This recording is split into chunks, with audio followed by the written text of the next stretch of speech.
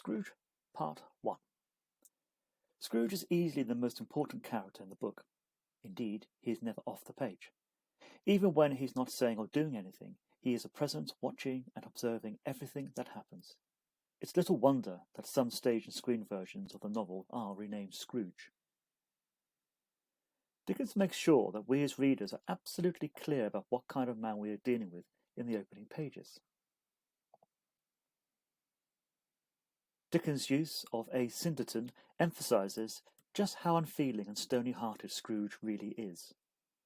Characters' names were important to Dickens, and it's no coincidence that Scrooge's name sounds like a mix of screw and gouge. He is a one-man instance of pathetic fallacy, being cold both literally and metaphorically, repelling everyone with his manner. Make no mistake, Scrooge is not misunderstood or a lonely soul who yearns for company. Quite the opposite. He embraces his isolation, cultivates it. It was the very thing he liked.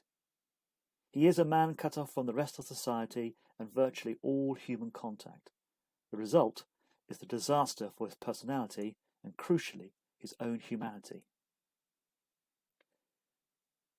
Dickens follows this extended description of Scrooge's character with a series of episodes in his office where we get to see him in action.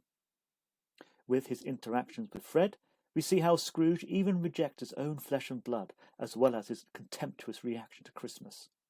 For Scrooge, Christmas is a humbug, because it results in lots of money being spent for no return. Since he sees life solely in terms of wealth, he cannot understand why the poor would want to celebrate Christmas.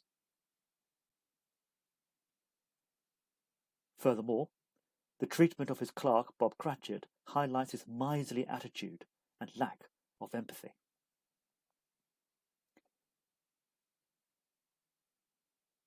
Scrooge's exchanges with the portly gentleman, however, reveal a much darker, even evil view of life and society.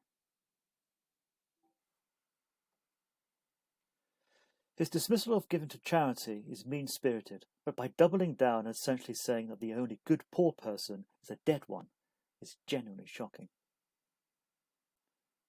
Scrooge isn't a realistic character. You could argue he is a caricature, an amalgamation of the worst of us combined into one person. To an extent, this allows the reader to distance themselves from the character and feel good about themselves. Well, at least I'm not as bad as that. Nevertheless, the point Dickens is making is that there are Scrooges all around us, people who turn a blind eye to poverty, who think of themselves first, who are aware that society is unequal but do very little about it. There's a little bit of Scrooge in all of us.